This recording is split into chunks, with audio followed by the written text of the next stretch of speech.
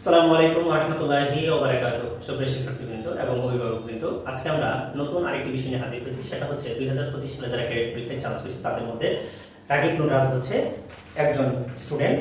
সে হচ্ছে ফৌজদারহাট ক্যাডেট কলেজে চান্স পেয়েছে। সে তোমার প্রথম চয়েস মনে হয়েছিল ফৌজদারহাট ক্যাডেট কলেজে। আচ্ছা, এখন তার ভাইবাটা কেমন হয়েছে সে সম্পর্কে আমরা একটু জানবো। প্রথমে যখন তুমি ভাইবা উঠে যাও তখন তোমাকে কি জিজ্ঞাসা করা হয় যদি একটু বলো।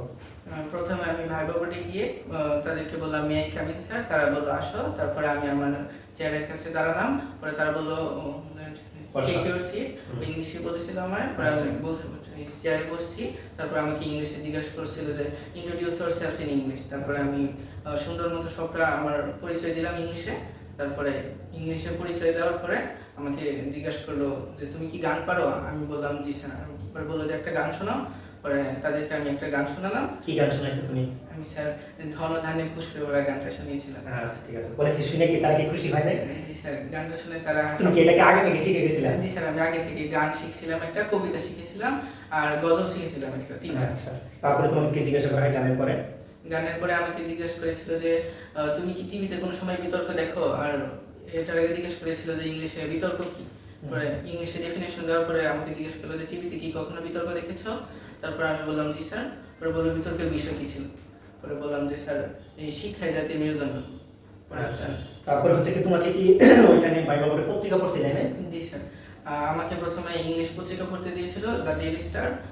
ওইটা পড়ার সময় আমার কি একটু নার্ভাস ফিল করছিলাম, কিন্তু পরে তারা আমাকে জিজ্ঞেস করলো যে তুমি এতক্ষণ যে ইংলিশ পত্রিকাটা পড়লে, এই পত্রিকাটা আমাদেরকে বাংলাতে বুঝিয়ে বলো। তারপরে বুঝিয়ে বললাম সবটা। পরে বললো যে তুমি তো অর্থটা ঠিক মতোই বলতে পারছো, সেখানে কি একটু ঘাবড়ে গেছিলাম। পরে আমি একটু মুচকি হাসি দিয়েছিলাম। তারা বুঝতে পারছে যে শুরুতে আমি একটু মানে একটু সমস্যা হয়েছিল। আচ্ছা, শুধু ইংলিশ পত্রিকা পড়াইছে নাকি বাংলা পত্রিকা? পরে বাংলা পত্রিকা পড়তে দিয়েছিল আমাকে, বাংলাটা আমি ক্লিয়ারলি করছি। আচ্ছা, তারপরে তোমাকে কি জিজ্ঞাসা করছিল? বিজ্ঞান থেকে কোনো কোশ্চেন করা হয়েছিল কিনা? কি বিজ্ঞান থেকে আমাকে ঘনত্বের একক বলছিল যে কি, বললাম ওইটা যে গ্রাম পার মিটার স্কয়ার। আচ্ছা, তারপরে হচ্ছে এমনি তোমার ভালো গুণ বা খারাপ গুণ এরকম কোনো কোশ্চেন করছে?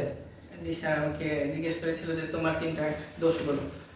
কি বলছিলাম? ফার্স্টে বলছিলাম যে আমার পড়ালেখা করতে এত ভালো লাগে না, আমার শুধু খেলতে ইচ্ছে করে, আর আমি খেলার প্রতি বেশি ইন্টারেস্টেড। এগুলো বলছে। আর কি বলছে? আর বলছিলাম যে আমার একটু অল্পতেই রাগ পেয়ে যায়। পরে তারা জিজ্ঞেস করেছিল যে রাগ পেলে তুমি কি করো? পরে আমি বললাম রাগ পেলে আমি চুপচাপ কোনো একটা জায়গায় বসে থাকি, যতক্ষণ না পর্যন্ত আমার রাগ ভাঙে তার আগে আমি কারোর সাথে কথা বলি না। আচ্ছা, এখানে যারা অভিভাবক এবং স্টুডেন্ট তোমরা শুনতেছো, সে দেখো তার খারাপ গুণ বলছে, সে কিন্তু খুব চমৎকার ভাবে উত্তর দিয়েছে যে আমার পড়াশোনা করতে বেশি ভালো লাগে না। খেয়াল করবা, এখানে ক্যাডেট কলেজে কিন্তু এক্সট্রা অ্যাক্টিভিটিস হচ্ছে বেশি পড়াশোনা থেকে, অন্যান্য এক্সট্রা কারিকুলাম হচ্ছে তাদের এখানে বেশি। আচ্ছা, দৌড়, তারপর হচ্ছে বিতর্ক, তারপর হচ্ছে খেলাধুলা, গান, এগুলো হচ্ছে ক্যাডেট কলেজে বেশি হয়ে থাকে। এই জন্য তারা সেটাকে পজিটিভ ওয়েতে নিয়েছে। ঠিক আছে। আচ্ছা, তারপরে তোমাকে কি আর কোনো কিছু সম্পর্কে বলে? অনেকে তো বলে যে ইংলিশে এই বিষয়ে তুমি 2-3 মিনিট কথা বলো। হ্যাঁ, তারপর কি বলছিল?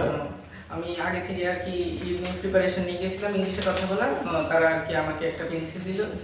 পেন্সিল দিছিল? আচ্ছা, তারপরে বললো যে পেন্সিল সম্পর্কে 2 মিনিট ইংলিশে কিছু বলতে।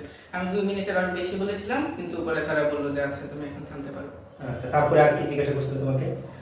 তারপরে আমাকে জিজ্ঞেস করেছিল যে ক্যাডেট কলেজে র্যাগিং ট্যাগিং হয় কিনা, হয় এই সব কিছু জিজ্ঞেস করেছিল। আমাকে জিজ্ঞেস করেছিল যে ক্যাডেট কলেজে তো অনেক র্যাগিং হয়, তুমি কি সেখানে থাকতে পারবে? আমি বলেছি জি স্যার। পরে আমাকে জিজ্ঞেস করলো যে যদি তারা তোমাকে র্যাগিং করে তখন তুমি কি করবে? আমি উত্তর দিয়েছিলাম তারা সিনিয়ররা রাগ করবে এমন কোনো কিছু করবো না, তারা যাই বলবে সে কথা আমি পালন করার চেষ্টা করব। কিন্তু তারপরেও তারা আবার আমাকে জিজ্ঞেস করেছিল যে তুমি যদি কিছু নাও করো তবুও তোমাকে র্যাগিং করবে। এটা কি আমাকে আমার মেন্টালিটি চেক করার জন্য আমাকে এই কোয়েশ্চেনটা করেছিল। পরে আমি বললাম যে স্যার আমি সহ্য করে নেব। এটা শোনার পরে সবাই একটু মুচকি হাসছিল আর বললো যে সহ্য করে নেবে তাই না?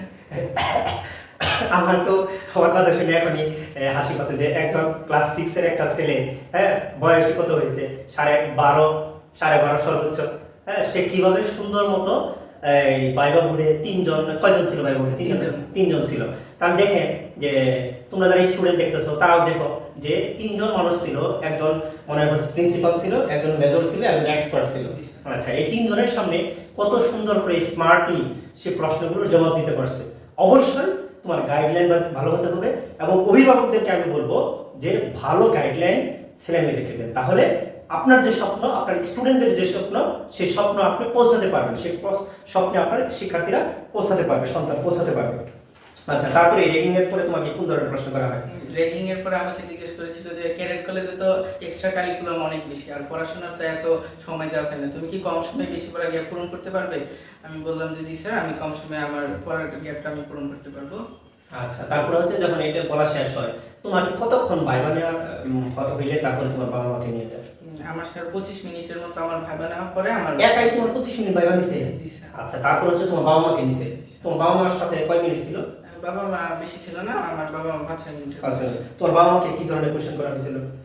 বাবা মাকে, আমার বাবাকে বেশি কোয়েশ্চেন করা হয়েছিল আমার মায়ের তুলনায়। হুম। আমার বাবাকে প্রথমেই জিজ্ঞেস করেছিল যে যে আপনার ছেলে তো ক্যাডেট কলেজে অনেক ক্যাডেট কলেজে চলে যাচ্ছে, সে কি আপনাদের সাথে থাকতে পারবে, মানে একা থাকতে পারবো নাকি আমি? হুম। পরে আমার বাবা বলেছিল যে হ্যাঁ সে পারবে একা থাকতে।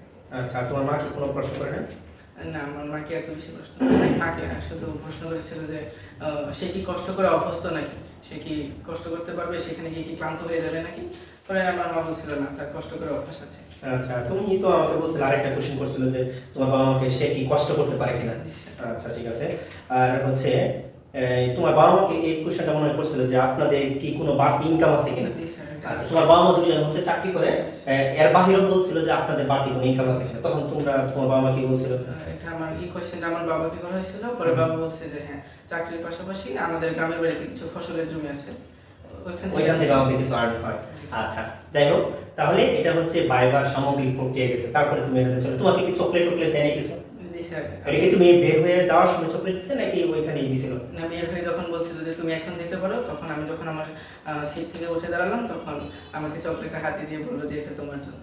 আচ্ছা, তাহলে এখানে কিন্তু আরেকটা লিসেন থাকে। আমি ফেসবুকে বিভিন্ন গ্রুপে দেখি যে আমার ছেলেকে বা আমার মেয়েকে তো চকলেট দিছে, এটা কি আসলে নেগেটিভ না পজিটিভ?